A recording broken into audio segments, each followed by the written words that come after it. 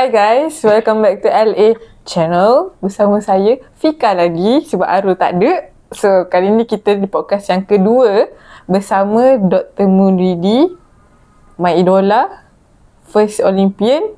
I'm a second one sebab ikut dia. Ikut dia. Cuma fizikal kita yang berbeza. Kamu nampak lagi tough lah. Of course lah, Fika ni kecil-kecil je. Kamu sihat? Tak ke?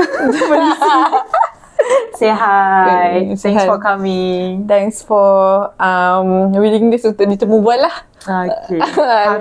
Harus. Ish, macam muka terpaksaan. Tidak. Sebab LA, sebab Vika. That's why kita datang. Tak. Kita datang kat tempat. Oh ya? Okay. Ni dah nampak dah ni. Kita dekat bilik. Hari ni dia datang sampai office you guys. Bukan sampai senang. UPSI tau. Sampai UPSI. Bukan senang tau. Nak datang ni. Ceroboh sampai office saya. Ceroboh. And then kita dapat vibe. Wih, bila lagi nak datang kan. Tengok Olympian first kita. And doktor pula tu kan. Penuh dengan apa? Penuh dengan ilmu. Penuh dengan pengalaman. Penuh dengan buku-buku. Penuh dengan gift. Ni mesti banyak peminat. Biasalah. Kita appreciate. Kan ni semua budak-budak bagi lah. Budak-budak special. Okay. Faham. Okay. Fika dah kenal Dr. Moon. So kita nak Dr. Moon kenalkan diri kepada parents and archers yang baru. Tak kenal lagi kan Olympian yang pertama. Siapa? So boleh kenalkan diri sikit lah. Okay. Nama ke? Alright, macam lama sangat kita kan. Okay. So nama Munridi Suti. Okay, biasanya orang akan panggil Coach Mula kalau dekat luar sana kan, dalam dunia memanah. Alright, berasal daripada Pekalai Hulu, Perak. Okay, sekarang tengah bertugas di Universiti Pendidikan Sultan Idris sebagai senior lecturer dekat sini. My area is in sports psychology and sport performance lah. Alright. Okay, so biasanya orang kenal dalam kejuaraan latihan ni kan. Kejuaraan latihan. So apalah Coach Mun buat ni kan. Betul. Tengok dekat padang, dekat tournament semua kan. Yes. Actually I kerja guys. Yalah. I kerja dekat UFC ni. Kerja selain daripada jurulatih. So ada kerja. Ada kerja. Okay, sebagai pensyarah lah dekat sini. Okay. So siapa nak jumpa Kak Moon ataupun Dr. Moon ataupun boleh datang Coach Block Moon, 6. boleh datang dekat UC. Boleh. Block 6. Block 6. Fakati. Itu macam detail sangat. Sport science and coaching. Okay, alright. So bila kita dah tahu dah Olympian kita yang pertama, doktor dan sebagainya, kita nak tahu apa dia punya pengalaman dan berapa tahun ada dalam dunia memanah. Actually dalam sukan manah ni sejak 1995 lah. 1995. I rasa sekarang my archer semua tak lahir lagi. Ni rasa macam dah banyak generasi dah kan. Duduk dekat universiti ni, I rasa batch yang masuk ni, I nampak dia orang dari sekolah rendah lagi. Tengok-tengok dah masuk universiti. Dah besar. Sama lah dengan Fatin ke semua kan. I rasa nampak dia orang masih kecil-kecil lagi pergi tournament dekat Bukit Jalil kan. Development lah, bakat and everything kan. So since 1995 lah, right? And then masuk national team 2001. During that time, kami adalah first batch lah. First batch dekat Bukit Jalil. Untuk national team masa tu. Okay, so as orang tahu ataupun yang tak tahulah, bagi tahu lah Olimpik yang keberapa yang kamu pergi? Olympic 2004 dekat Greece, Athens. Masa tu atlet memanah pertama lah yang qualify ke Olimpik. So dekat Malaysia tak ada lagi lah masa tu. Since I memang sports school student lah orang kata kan. Daripada sekolah dah memang bersukan, duduk sekolah sukan kan.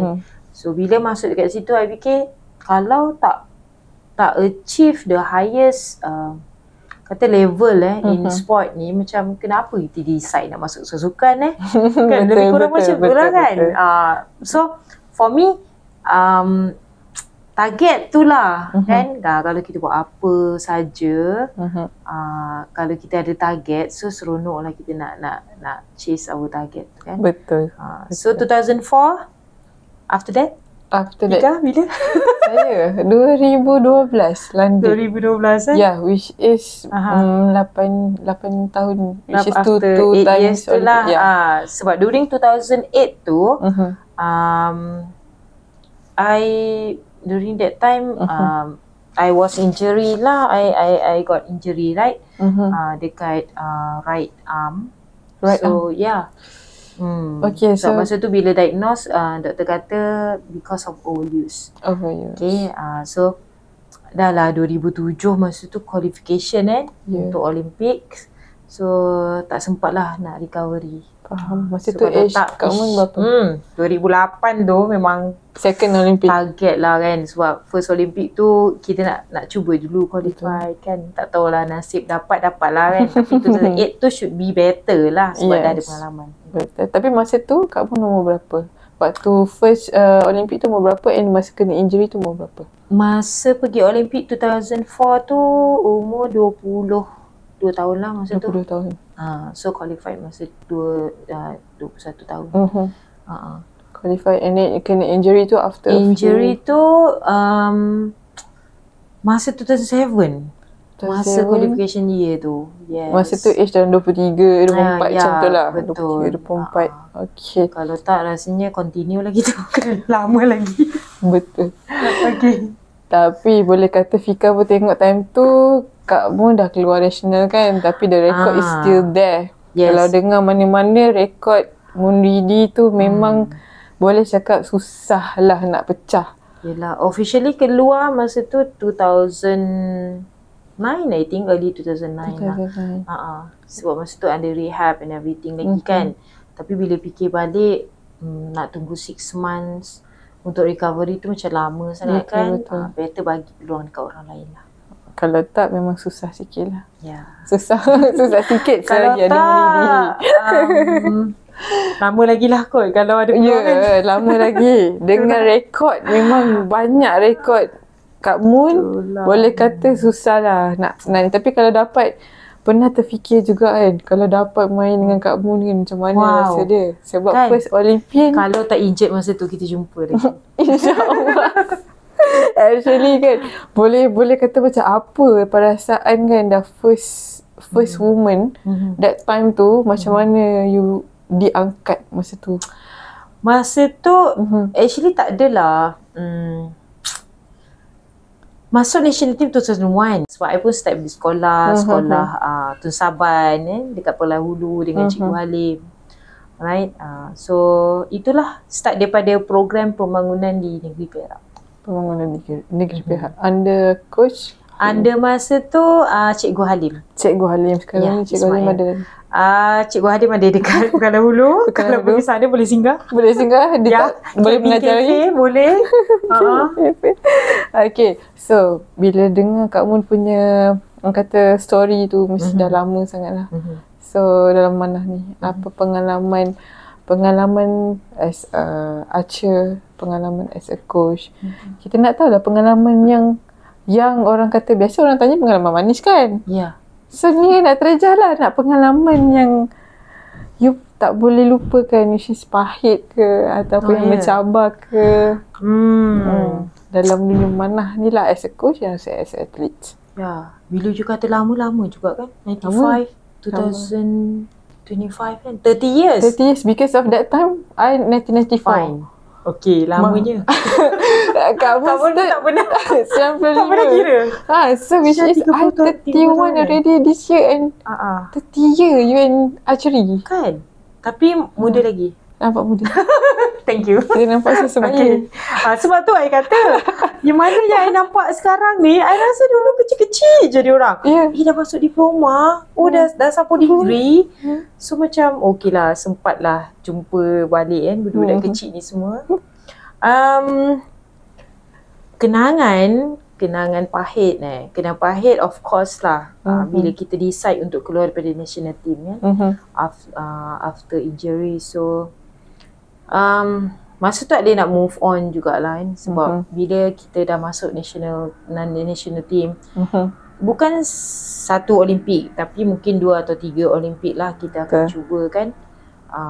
Tapi bila dah injured and then decide untuk keluar tu, I rasa satu keputusan yang tak boleh nak describe kan. Into words, betul. Memang sangat kecewa.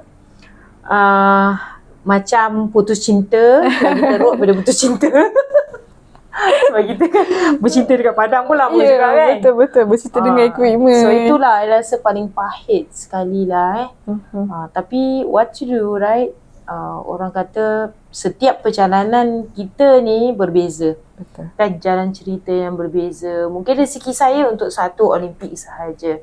Bukan 2 atau 3 Olimpik kan. Tapi bagi atlet lain yang ada banyak lagi peluang kan, chances yang ada. So cubalah body condition tu sangat penting. Body condition. Right? During our time tak ada pun kita kata layanan macam sekarang lah kan. Ada kita pergi balik training apa semua kan. Kalau rasa tak selesa, buat appointment pergi massage itu ininya. But nowadays dah banyak info yang diberi dengan equipment and everything. Dulu kita tarik memang wood, memang keras-keras lah semua kan. But nowadays dengan equipment yang canggih, yang bagus, maybe boleh bantu in term of performance lagi. Macam tu lah. Okay, when talk about performance sekarang ni dah musim-musim MSSS, MSSD, MSSM, soon MSSM lah. For started sekarang ni MSSD lah. Okay, so Kak Mun boleh kata banyak pengalaman sebagai jurulatih. Okay, so what's your opinion ataupun macam you as a coach prepare anak buah yang akan ke MSSD dan MSSM? Apa yang you buat lah? Okay, so far coaching, even though I ada dekat universiti ni, I still active in coaching lah since 2009. Okay, bila I keluar daripada national team tu until now. Okay, so boleh kata semua peringkat jugalah kita fokus kan. Now kita ada developments under 12, under 15, 18, even Sukma pun under my program juga dekat sini dekat Perak. So biasalah every year MSSD, MSS negeri ke ataupun MSM apa semua kan. Sentiasa lah kan ada athletes yang prepare for that, right? So for me, kami dekat sini kita pun ada juga athletes di bawah pusat latihan daerah Mualim lah, di bawah MSN Perak, and also our club here. So macam biasalah kan. Actually preparation sepanjang tahun. Tapi apa yang kita dapati kan, kalau MSSD ke MSM ni semua, dia macam bermusim lah. Nampak macam bermusim. Nampak macam bermusim. I think dekat LA pun sama lah. Nanti bila musim-musim nak MSD ni ramai datang cari aero, datang cari equipment, upgrade equipment dan sebagainya kan. Tapi kita as a coach, kita sentiasa bagi tahu athletes dan parents lah kan. Of course, training ni memang berterusan. Dia tak boleh bermusim kan. So macam kami dekat sini juga persiapan memang sepanjang tahun. Yes. Cuma apa yang menjadi masalah kita dekat sini adalah kita punya atlet ni pelajar sekolah. Okay. Kan? So ada yang boleh commit latihan berterusan. Ada yang tak boleh. So benda tu pun kita kena consider jugalah. Dari segi equipment bila budak yang bersekolah ni, dari segi orang kata time dia, sebab dia bersekolah, dia nak training lagi kan, dengan fizikal dia apa semua kan. So macam Dr. Mun sendirilah, so suggest equipment for them untuk preparation for certain tournament. So you ada buat perubahan yang drastik ke, ataupun you just give me slowly, ataupun macam mana pendekatan you terhadap archer dan equipment? actually equipment ni satu perkara yang penting based on research lah. Archery is a mental game, right? Yep. Skill sport. Yep. Repetition. Tapi archer ni menggunakan peralatan yang sama je. Okay. Kan? Yep. So means alat tu semua orang tak ada advantage pun. Okay. Kan? Kalau dia menggunakan alat yang sama means semua orang sama. Faham. Yang membezakan atlet adalah dia punya kebolehan dia sendiri. Dari segi apa? Skill. Okay. Semua orang punya skill. Berbeza kan? Yes. Ada orang yang basic skill, still basic level lagi kan, intermediate and advanced lah kita kata. Okay, and then physical pun sama. Ada atlet yang datang tak kuat pun. Ada atlet datang memang solid, fit, tough, ready to play sport, right? Ada orang yang dari segi mental preparation pun, ada orang takut dan tak takut. Ada orang yang tak boleh fokus, ada boleh fokus. Okay. Right? So for me, equipment adalah satu perkara yang bukan kita kata tak penting. Yes, penting. Tapi kita pilih equipment yang sesuai dengan level kita, dan dia akan memberi faedah pada kita lah. But for me, yang penting adalah diri kita sendiri. Diri kita sendiri kan. Kalaulah contohlah, kalau saya ni baru je setahun shoot kan, tapi saya nak pakai advance set, advance, adakah dia membantu? Okay. Adakah dia juga sesuai? Adakah dia sesuai? As I said tadi lah, kalau within 1 year, you rasa dari segi you punya physical dah ready dah nak pakai advance kan, you dah kuat, you nak hold bow 4 kilo, 5 kilo, 6 kilo pun boleh, tak ada masalah. And then you punya mental pun dah strong enough, you pergi mana-mana tournament, you boleh main, you boleh fokus, you boleh buat apa saja dengan equipment yang you ada, right? Di segi skill semua pun you dah hebat, okay lah, fine, boleh pakai. So I tak kisah walaupun dia setahun, 2 tahun ataupun 3 tahun, tapi adakah you dah ready untuk guna equipment tersebut? Kalau you laju-laju lah, kalau lambat-lambat lah. Kan? So basically Dr. Moon bagi it depend on their level of progression tu lah, level of their readiness. Faham? Tapi apa-apa pun back to kepada diri sendiri jugalah sebenarnya. Kalau nak pakai advance, you kena show you show that you layak untuk advance equipment. Yes. Betul-betul. Level of equipment itu je. Itu saja. So instead of selain daripada equipment, Dr. Moon sendiri ada tak special program yang you rangka, ataupun you sendiri pengalaman you being prepared for Olympics and everything kan? So did you have the special program for you or for your athletes? Special program for me. Kita biasalah dekat sekolah dulu start dengan cikgu punya training program lah. Okay, for MSM ke Sukma semua kan, bila masuk state dengan Pak Hamid Pak Hamid. Biasa orang dia Pak Hamid Siam lah kalau kita kenal kan. Sukma Perak dulu kan, dia Uncle Andy semua. So kita guna training program, dia masuk ke national team, Coach Lee, Coach Man apa semua kan. So training program yang provide by coaches tu, I rasa dah cukup bagus lah. Semua orang jurulatih dah memang ada pengalaman, ada knowledge kan. Kalau tak macam mana nak jadi seorang jurulatih. Betul kan. So kalau kata apa special program untuk diri sendiri, I rasa extra training je lah. Extra training. Yes. So kalau biasa, kalau orang kenal saya kan, saya ni seorang yang boleh duduk dekat padang pagi sampai petang. Okay. I pernah training kalau dekat Bukit Jalil, biasalah kita pakai motor je, pergi kuliah ke dekat UPM semua, pergi training and everything kan. Senang nak bergerak, tak buang masa.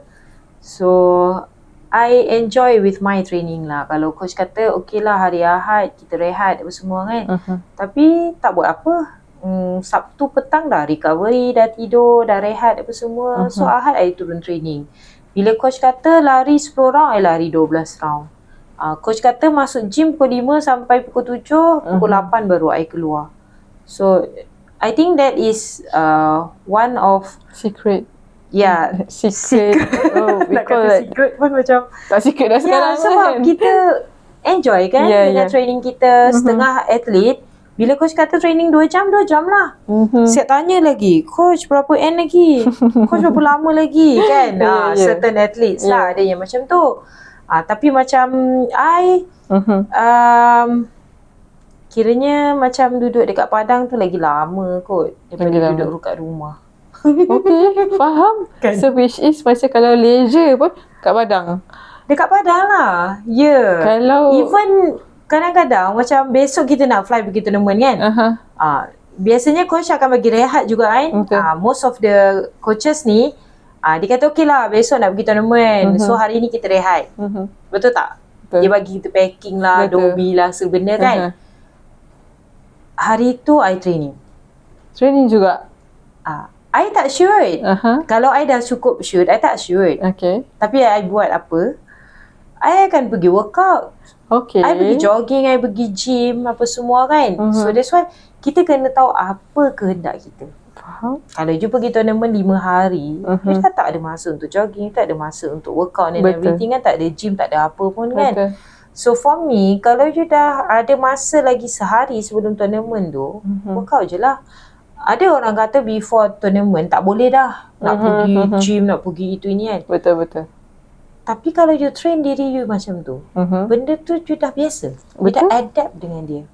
Betul. Kan? So that's why I kata tahu kehendak diri kita. What is your needs? What is your demands? Right? Then benda tu tak akan mengganggu kita pun. Even dia akan bagi feeling yang lebih baik pun kan. Betul. So macam Dr. Moon, memang sebelum ni banyak rekod and you pun first Olympian kan. I nak tanya sikit lah, ada tak student kan macam being wonder macam mana and apa perasaan you bila you buat rekod champion, which is benda tu kalau me lah, you jadi my coach, I macam amazed gila and really wanna copy and then really wanna nak tengok apa sebenarnya you buat, and the feelings tu actually sebenarnya mahal. So you sendiri pun ada rasa macam memang you deserve that, ataupun you rasa macam mana based on your personal maybe during that time tak ramai aja, betul tak? Ada beberapa orang je yang boleh shoot 300 ke atas ke semua kan. That's why masa tu our group lah tengok macam okay, saya ke Fairuz sendiri ke Coach Syamani tu sendiri di Penang and then Kak Pong, Anwar Aziz, ramai, Soleha, Azira kan, yang national team masa tu kan. So compare dengan sekarang mungkin lebih ramai lah pool, right? So masa tu bila kita break record 325, 36, 28 macam tu, orang dah rasa macam oh okay, dia lah pegang record holder semua kan. During that time yes, but now kalau nak compare dengan skor macam tu tak cukup. Betul. Kan? Betul. So I rasa baguslah kan. Sekarang ni dah ada orang break record kan, kita punya record apa semua kan, maknanya kita move ke depan lah, kita bukan backward. Betul? Right? So perasaan masa tu memang happy lah, siapa tak happy kan. Betul. So break record and then personal best lagi. So itu yang I selalu bagi tahu athletes, bila kenapa kita training, apa yang you nak, I selalu tanya kan. Kadang-kadang I kata you macam okay, I sendirilah kan bawa team Sukma Perak, I kata tak pernah ke you terfikir you nak jadi yang terbaik dekat di Perak ni? You adalah atlet yang paling hebat tau. Kan? Dalam your kategori. You number 1 tau. Kan? Pernah tak terfikir semua ni kan? So itulah sebenarnya kenapa boleh break record, kenapa boleh pergi Olimpik apa semua kan. Kalau dalam sport psikologi kita panggil apa? Goal setting. Bila kita ada penetapan matlamat yang jelas, kita tahu apa yang kita nak. Kan? Kita tahu apa yang kita nak, right? So kita akan cuba untuk capai target kita lah. Kan? Betul. So Kalau nak kata atlet saya, admire saya ke tak, itu ini kan, orang kata wah training coach Mun semua kan. Ya. Zaman berbeza. Macam tu lah. I start jadi coach dekat sekolah Sebarang Temerloh sekolah Sukan Pahang. Masa tu atlet pelajar sekolah lah. Kan? Sebab duduk dekat sekolah. Betul. Right? My first batch dulu ada lagi ada lagi. Adibah Tajuddin kan, ada lagi. Tengku Arif. Masa tu kan tim Pahang lah, MSSM. I start dengan MSM, semua kan MSD. Okay lah, they managed to get a medal kan, masa MSM semua. Itu di sekolah. Okay, after that I move pergi UiTM kan, jadi coach dekat peringkat universiti. And then I dapat peluang bawa tim juga ke SEA Games 2003. And then dengan Sukma Pahang, 2 kali Sukma Pahang, and then Perak 2 kali, next year masuk 3 kali lah ni. Okay, and then UPSI team kan, and then university team, World University Game, World University Champ, semua tu kan. So pernah lah zaman-zaman dulu kan, masa bermulanya sukan memanah ni dekat peringkat KPT ke Masum semua kan, kami Kul Razak dan ramai lagi lah, Cik Mi semua kan, Mukris semua masa tu kita bantu. Alright, so kalau nak tanya atlet, tak pernah tanyalah apa perasaan mereka bila training dengan Ahib semua kan. Tapi berbeza-beza lah. Sebab kita, bila kita coaching pun, dia ada banyak pendekatan. Betul. Kan? Kalau kita coaching atlet level sekolah, mungkin pendekatan lain kita pakai. Betul. Kalau universiti, maybe lain sikit. Kan? Betul. Kalau national team, maybe lain lagi. Ya, alright? sebab dia dah tahap-tahap sebab ni. kita kena tengok tahap-tahap diorang lah. Kan? That's why kalau young atlet ataupun atlet-atlet baru, atlet muda semua kan, of course lah, kalau dari segi kita punya leadership tu, cara kita manage the team, maybe lebih kepada autokratik. Ya, correct. No choice. Betul. Kan? Coach kata shoot. Sejam 10 10 Ya. jogging 10 round. Tak ada negotiable. Betul. Kan? Itu mungkin cara untuk handle atlet di level macam tu.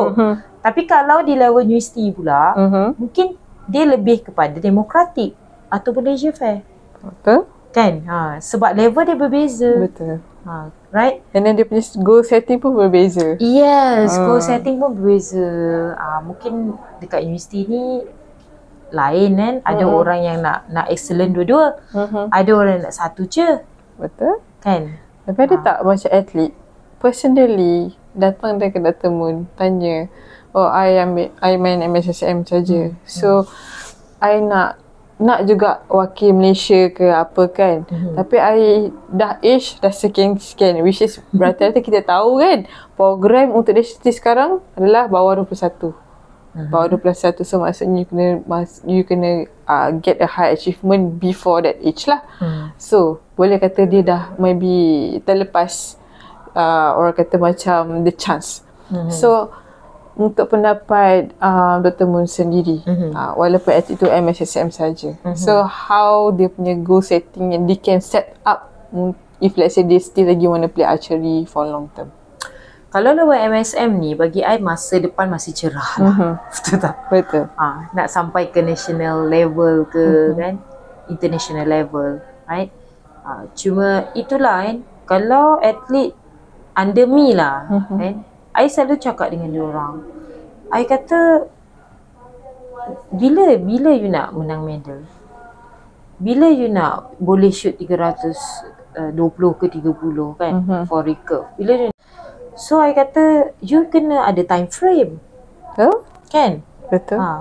So kadang-kadang I tanya juga, bila I duduk dekat sini, bila I diberi peluang untuk bawa tim Sukma semua kan, most of the Sukma player came from MSM level. Betul tak? Betul. So sebab dia under 21. Yes. So ada yang 13, 14, 15, 16 kan, sampai 21 tahun. So rata-rata bila tanya, dah berapa lama mana? Saya dah 8 tahun shoot, coach. 8 tahun. Okay, 8 tahun Okey lah. dah dapat masuk tim Sukma long list ke kan. So I tanya lagi, berapa skor? 290 ke 300 lebih-lebih. Macam tu kan. Okay, 9 tahun. Dah 8-9 tahun dah shoot kan. So biasa menang medal tak? Susah juga nak menang katanya. Kan? So biasanya itulah, kadang-kadang bila kita tak ada matlamat yang jelas, kita pun tak tahu apa yang kita nak kejar kan. Betul.